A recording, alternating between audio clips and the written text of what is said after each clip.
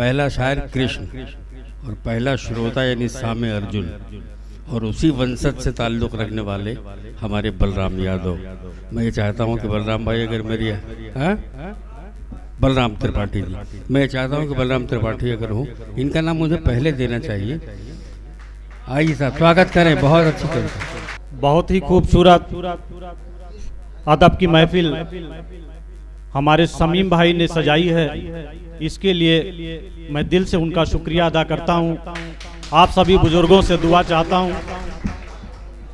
हमारे आदरणीय रोब चौधरी साहब, शमीम भाई महात्मा बुद्ध की धरती और कबीर के धरती की जो खुशबू है वो पूरे हिंदुस्तान के फलक पर बिखेरने का काम कर रहे हैं। हम ऊपर वाले से निवेदन करते हैं कि आप लोगों को हमेशा स्वस्थ रखें, प्रसन्न रखें, और इसी तरह से आप लोग अपने देश की, अपने वतन की सेवा करते रहें, इसी तरह से अपना जलवा बिखेरते रहें। बस दो पंक्तियां निवेदित करता हूं।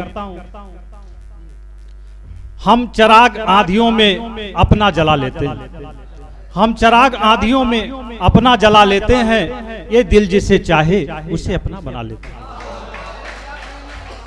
लोग पत्थरों से तोड़ देते हैं आईने को, हम उन्हीं पत्थरों को आईना बना लेते हैं।